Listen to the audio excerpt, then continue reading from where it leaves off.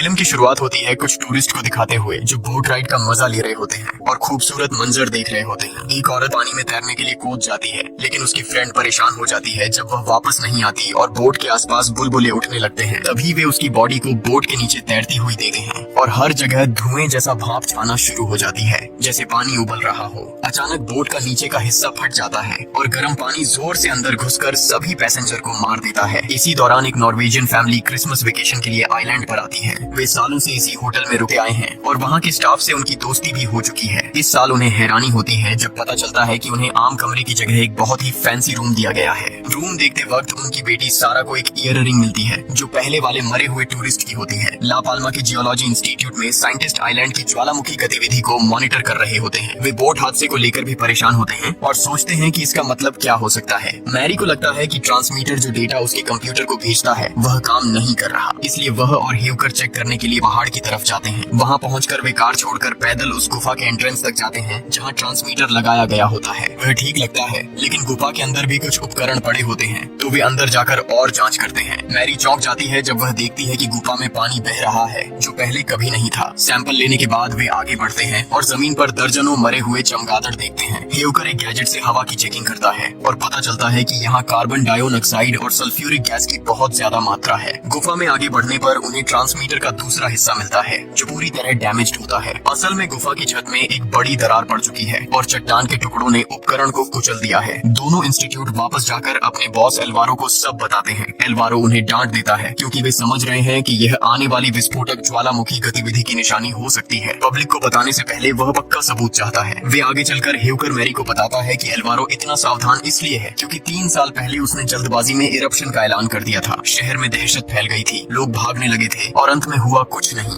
उसी गलती का बोझ अब भी उसके सिर पर टंगा हुआ है, इसलिए वह बिना ठोस सबूत के कुछ नहीं कहना चाहता। मैरी बाद में एक सुनामी सिमुलेशन का वीडियो देखती है जो इस इलाके में भारी तबाही दिखाता है। यह देखकर उसका दिल बैठ जाता है। घर लौटती है तो उसका भाई एरिक उसे अपने अगले डाइविंग प्रोजेक्ट के बारे में उत्साह से बताने लगता है। फिर दिखाया जाता है कि कछुए ला पाल्मा में इकट्ठा हो रहे हैं। ये अजीब है क्योंकि कछुए आमतौर पर ऐसे झुंड में नहीं घूमते। अगला दिन फैमिली लंच से शुरू होता है। उनका बेटा टोबियस न्यूरो डाइवर्जेंट है। जैसे ही उसे लगता है कि उसका खाना मेन्यू की तस्वीर जैसा नहीं दिखता तो वह गुस्से में फट पड़ता है। माता पिता को उसका खाना वापस ठीक करना पड़ता है ताकि वह शांत हो जाए। इसी बीच सारा की नजर दूसरी टेबल पर चार्ली पर पड़ती है और दोनों हल्की सी फ्लर्टिंग वाली स्माइल्स एक्सचेंज करते हैं। पूल के पास अकेली बैठी सारा के पास चार्ली आती है और उससे बाद में मिलने को कहती है, लेकिन सारा मना करती है क्योंकि उसे टोबियस का ख्याल रखना होता है। यह देखकर उसके पिता फ्रेडरिक उसे कह देते हैं कि वह चली जाए, वह टोबियस को संभाल लेंगे। सारा के जाते ही फ्रेडरिक का ध्यान भटक जाता है क्योंकि उसकी पत्नी जेनिफर उस कर्मचारी से बात कर रही होती है जिसने उनका कमरा अपग्रेड करवाया था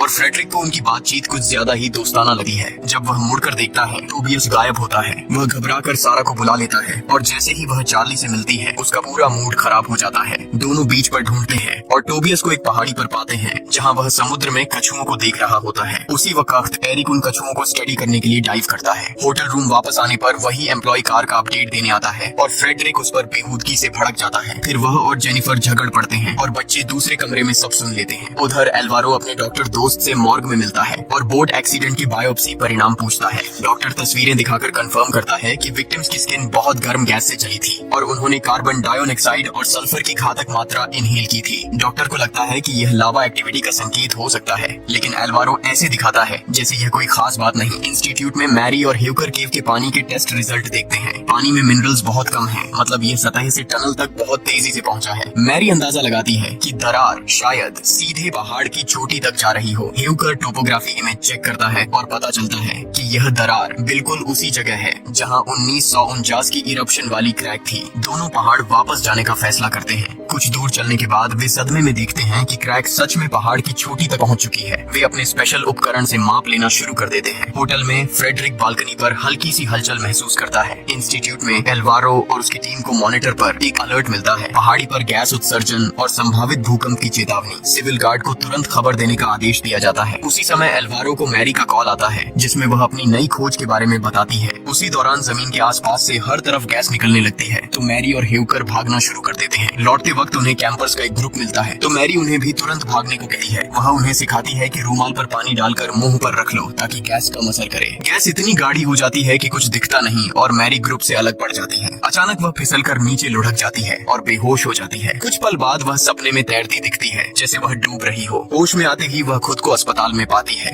एल्वारो बताता है कि ह्यूकर ने बहुत ज्यादा गैस इनहेल की थी, इसलिए उसे इंड्यूस्ड कोमा में रखा गया है और कैंपर्स भी नहीं बच पाए। दोनों में बहस शुरू हो जाती है क्योंकि एल्वारो अभी भी आधिकारिक चेतावनी जारी करने को तैयार नहीं। उसका तर्क है कि अगर फिर गलती हो गई तो लोग कभी उन पर भरोसा नहीं करेंगे। मैरी अपनी पुरानी त्रासदी बताती है कि कैसे वह एक सुनामी में फंस गई थी और उसने अपने माता पिता को खो दिया था। जबकि समय पर चेतावनी मिलती तो सब बच जाते। वह एरिक को कॉल कर तुरंत कहती है कि अभी के अभी समुद्र से बाहर आ जाओ। होटल में सारा चार्ली के पास जाती है और दोनों बात कर लेते हैं। सारा का मूड खराब हो जाता है जब वह चार्ली को एक लड़के के साथ देखती है और सोचती है कि शायद वह उसका बॉयफ्रेंड है। फ्रेडरिक और जेनिफर पहाड़ों में राइड पर जाने का सोच रहे होते हैं, लेकिन एक आदमी उन्हें बताता है कि वह इलाका बंद है और वहाँ लोग मारे गए हैं। वह लापरवाही से टोबियस वाले हादसे का भी जिक्र कर देता है, जिसके बारे में जेनिफर को पता ही नहीं था। कमरे में वापस जाते ही दोनों का फिर झगड़ा होता है और बच्चे सब सुन लेते हैं। फ्रेडरिक जेनिफर से कहता है कि वह फैमिली में उतना शामिल नहीं होती और यह भी कि वह सारा को ज्यादा समझता है, जबकि वह उसकी सौतेली बेटी है। ये सुनकर जेनिफर आहत हो जाती है, बाथरूम में जाकर खुद को बंद कर लेती है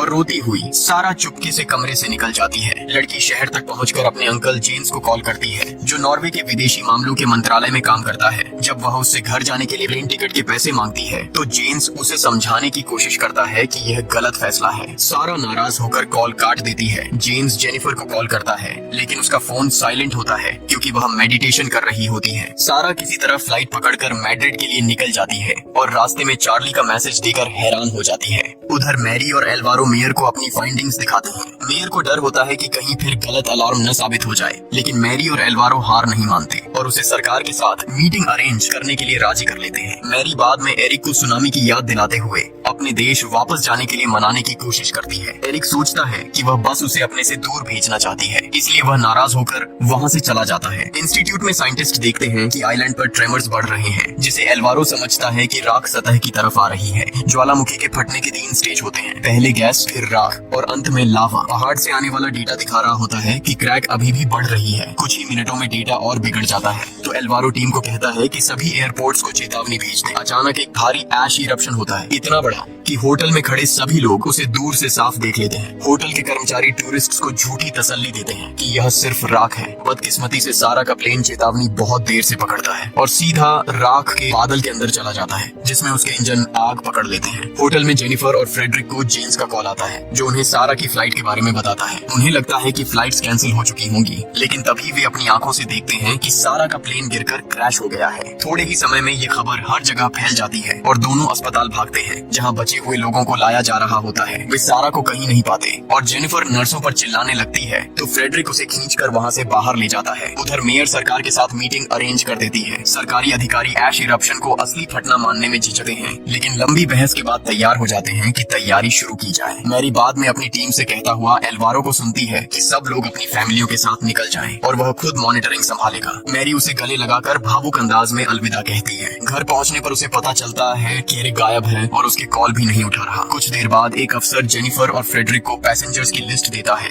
और बताता है कि सारा मिसिंग है, उन सभी लोगों के साथ जो प्लेन के फ्रंट में बैठे थे, क्योंकि वह हिस्सा ब्लास्ट में उड़ गया था। कपल को होटल वापस भेज दिया जाता है जब तक कोई अपडेट न आए। कमरे में पहुंचकर वे दोनों हैरान रह जाते हैं जब देखते हैं कि सारा पहले से वहीं बैठी उनका इंतजार कर रही होती है। फैमिली के साथ थोड़ा समय बिताने के बाद सारा पूल की तरफ जाती है और चार्ली को ढूंढकर बताती है कि उसके टेक्स्ट्स की वजह से ही वह प्लेन से उतर गई थी। रात के बीच में मैरी को एरिक का कॉल आता है और वह उसे लेने बार की तरफ जाती है। वहाँ पहुंचकर वह देखती है कि पुलिस किसी को गिरफ्तार कर रही है और वह यह सोचकर दौड़ती है कि शायद वह एरिक है। गड़बड़ में वह गलती से एक पुलिस वाले को चोट पहुंचा देती है, जिस वजह से उसे भी गिरफ्तार कर लिया जाता है। गाड़ी चलने से पहले वह बार के अंदर एरिक को देख लेती है और उसे कहती है कि यहाँ से निकल जाओ। सुबह एरिक जेल में मैरी से मिलने आता है। पिछली रात उसकी हड़बड़ाहट देखकर अब वह मैरी की बातों पर यकीन करने लगा है। उसे लगता है कि उसी की वजह से मैरी के निकलने में देर हुई, इसलिए वह फैसला करता है कि अब दोनों साथ में इस आइलैंड से निकलेंगे। जेम्स को उसके सीनियर का कॉल आता है और उसे तुरंत ऑफिस लौटने का आदेश मिलता है। वहाँ टीम एक हाई स्तरीय सिमुलेशन देखती है, जिसमें साफ दिख रहा है कि एक नेचुरल डिजास्टर पूरे कैनरी आइलैंड्स को तबाह कर सकता है। टाइमलाइन अनिश्चित है, कुछ दिनों में या कुछ घंटों में भी। जानकारी टॉप सीक्रेट है, इसलिए उन्हें चुपचाप एक इमरजेंसी इवैक्यूएशन प्लान तैयार करना पड़ता है, खासकर उन नॉर्वेजियन टूरिस्ट के लिए जो छुट्टियों पर आइलैंड्स में बिखरे हुए हैं। उधर होटल में पूरी फैमिली पूल के पास एक दुर्लभ शांति का पल एंजॉय कर रही होती है, जो जेम्स के कॉल से चट से टूट जाता है। वह जेनिफर को आसन्न सुनामी के बारे में बताता है। वह साफ कर देता है कि ला पाल्मा को अभी प्राथमिकता नहीं मिली है और बड़े फेर्रीज पहले ही मुख्य द्वीपों की तरफ डाइवर्ट कर दिए गए हैं। उनके पास सिर्फ एक छोटी सी फेरी है जो 20 मिनट में रवाना हो जाएगी। मतलब फैमिली के पास बहस करने का भी समय नहीं है। वे लोग सिर्फ जरूरी सामान उठाते हैं और बाहर निकलते हैं। सारा चार्ली को चेतावनी देने की कोशिश करती है लेकिन वह कमरे में नहीं मिलती। टाइमर खत्म। बाहर आते ही पता चलता है कि टैक्सी मिलना नामुमकिन है तो फ्रेडरिक एक वैन सीधा उठा लेता है। वह भीड़ और ट्रैफिक को चीरता हुआ भाग रहा है लेकिन किस्मत फिर भी उसकी तरफ नहीं होती। वैन के असली मालिक पीछे पड़ जाते हैं और उसे पकड़कर पीटना शुरू कर देते हैं। बाकी फैमिली दिमाग चलाती है और भागकर फेरी तक पहुंचती है। वे सेलर को रोकने की कोशिश करते हैं ताकि फ्रेडरिक भी आ सके। फ्रेडरिक पैसे फेंककर हमलावरों से अपनी जान छुड़ाता है और जान तोड़कर फेरी की ओर दौड़ता है लेकिन यहाँ हकीकत उसे थप्पड़ मारती है। फेरी निकल चुकी होती है। कोई बैकअप नहीं, कोई दूसरा चांस नहीं। सारा चार्ली को कॉल करके आइलैंड छोड़ने को कहती है लेकिन सिग्नल टूट जाता है। इंस्टीट्यूट में अल्वारो को ट्रांसमीटर्स का सिग्नल चला जाता है और वो फौरन गवर्नमेंट को बताता है कि सुनामी कुछ घंटों में आ रही है। जल्दी ही इवैक्यूएशन सायरन्स पूरे आइलैंड में बजने लगती है और लोग घबरा कर भागते हैं। हॉस्पिटल के स्टाफ को प्लेन क्रैश सर्वाइवर्स को मूव करते वक्त बहुत संभालना पड़ता है। हेवकर कोमा से उठाया जाता है और जो हो रहा है वो देकर हिल जाता है। सब लोग लास्ट बोट्स में जगह लेने की कोशिश कर रहे होते हैं। फ्रेडरिक को एक होटल एम्प्लॉय की मदद से एक बोट में चढ़ने का मौका मिल जाता है। इसी वक्त वोल्केनो फाइनली एरप्ट होता है और बहुत ज्यादा लावा बाहर निकलता है। पुलिस स्टेशन पर एरिक एक कॉपर चिल्ला रहा होता है क्योंकि वो उसकी बहन को नहीं छोड़ रहा होता लेकिन ऑफिसर कहता है कि ऑर्डर्स का वेट करना पड़ेगा। लास्ट बोट निकलने से पहले फ्रेडरिक देखता है कि एक माँ अपने बेबी के साथ डेस्परेट खड़ी है तो वो अपनी जगह उन्हें दे देता है। अब वो भी आइलैंड पर फंस जाता है। इंस्टीट्यूट में हेवकर अल्वारो को सरप्राइज करता है जब वो जाने से मना कर देता है। दोनों फैसला करते हैं कि अपनी जिंदगी के आखिरी दिन पर एक लास्ट फील्ड ट्रिप करते हैं। पूरी दुनिया की मीडिया इस इंसिडेंट को कवर कर रही होती है जिसमें गिरता हुआ,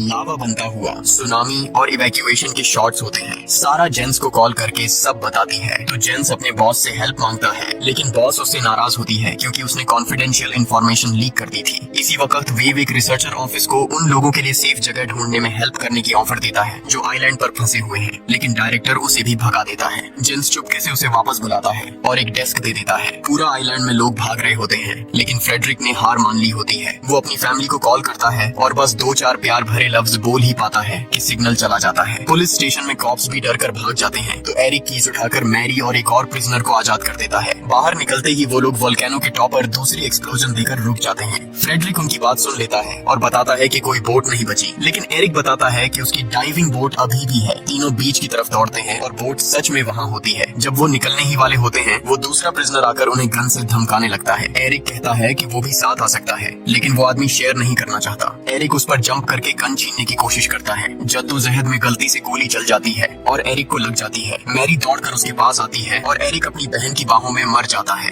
फ्रेडरिक क्रिमिनल पर चढ़ाई करता है लेकिन वो उसे धक्का देकर पानी में डुबोने की कोशिश करता है। इससे फ्रेडरिक एक पत्थर पकड़ पाता है और उस आदमी को मारकर गिरा देता है। फिर वो उसे पानी में दबाकर उसकी सांसें रोक देता है। अब वो और मैरी बोट लेकर निकल सकते हैं और जब दूसरे लोग बोट पर चढ़ना चाहते हैं फ्रेडरिक उन्हें लात मारकर गिरा देता है या गन से डराकर दूर रखता है। जेम्स को वीव एक्सपर्ट बता देता है कि सुनामी से बचने के लिए सिर्फ टेनेरिफे में ला पाल्मा के पास जो एक बे है वह एक तरह का सेफ स्पॉट है। वहाँ भी सर्वाइवल के चांसेस सिर्फ 50% ही हैं। जेम्स अपनी बॉस को ये बताता है लेकिन वो कहती है कि इस पर स्पेशल अनाउंसमेंट नहीं की जा सकती। माउंटेन के टॉपर हॉइकर और अल्वारो स्पेशल सूट्स पहनकर वोल्केनो के पास जाते हैं, लावा को क्रैक से बहते देखते हैं और साथ में थोड़ी वाइन शेयर करते हैं। एयरपोर्ट पर जेनिफर और बच्चे सारे पासवर्ड्स दिखा देते हैं जिसमें फ्रेडरिक का पासवर्ड भी होता है तो उन्हें प्लेन पर चढ़ने के लिए 4 रिस्टबैंड्स मिल जाते हैं। बोर्ड करने से पहले सारा बाहर चार्ली को देख लेती है और उसके पास लौट जाती है। चार्ली के पास रिस्टबैंड नहीं होता इसलिए सारा उसे फ्रेडरिक वाला दे देती है। इसी दौरान फ्रेडरिक और मैरी टेनेरिफे आइलैंड पहुंच जाते हैं। थोड़ी देर बाद माउंटेन और वोल्केनो टूटना शुरू कर देते हैं जिससे बड़ी वेव्स बनकर सुनामी की शक्ल लेने लगती है।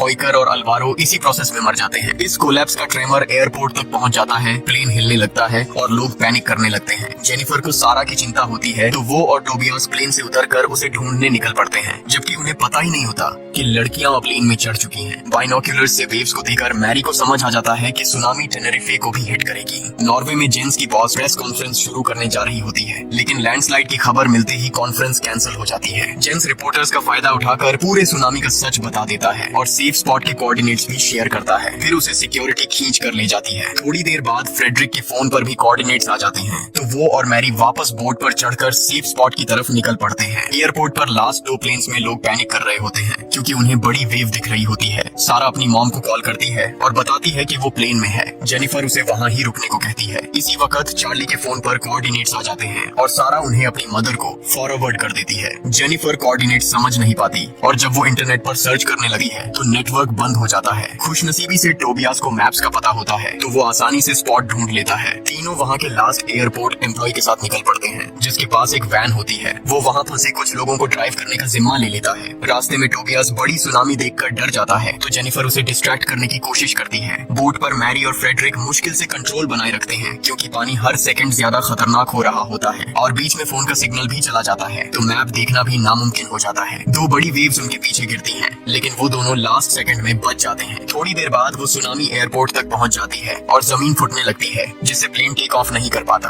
वेव सीधा प्लेन से टकराती है, विंडोज टूट जाती हैं और पानी अंदर भरने लगता है। नजदीक ही जेनिफर का ग्रुप वैन रोड पर ही छोड़ने पर मजबूर हो जाता है और सब लोग माउंटेन की तरफ भागना शुरू कर देते हैं। मैरी और फ्रेडरिक सेफ स्पॉट पर पहुंचते हैं और वहां उन्हें पहले से छुपे हुए कई सर्वाइवर्स मिल जाते हैं। जब एयरपोर्ट वाले लोग भी आ जाते हैं, फ्रेडरिक अपनी फैमिली को देखकर खुश हो जाता है, लेकिन जल्द ही उसे समझ आ जाता है कि एक शख्स अभी भी मिसिंग है। प्लेन के अंदर सारा होश में आती है और हैरान होती है कि वो जिंदा कैसे बच गई। चार्ली बेहोश होती है, तो सारा उसे फ्लोर पर लिटाकर एयर होस्टेस के साथ मिलकर CPR करती है जब तक चार्ली होश में नहीं आ जाती। दोनों लड़कियां प्लेन से बाहर आती हैं और पूरा एयरपोर्ट तबाह दिखती है। मीडिया डिजास्टर को कवर करता है, आइलैंड्स के साथ वेस्ट अफ्रीका और साउदर्न यूरोप तक की तबाही दिखाते हुए। बशुमार इमारतें गिर चुकी होती हैं और हजारों लोग मर चुके होते हैं। अमेरिकन भी इम्पैक्ट का इंतजार कर रहे होते हैं, जबकि हेलीकॉप्टर सर्वाइवर्स को ढूंढने के लिए भेजे जा रहे होते हैं। नॉर्वे में जेंस अपनी हरकत की वजह से निकाल दिया जाता है और घर पर बेचैनी से अपनी फैमिली की खबर का इंतजार करता है। दोपहर में उसका एक पुराना कोवर्कर आता है और कॉन्फिडेंशियल इन्फो देता है कि सेफ स्पॉट में सर्वाइवर्स मिल गए हैं, जिसमें जेनिफर भी शामिल है।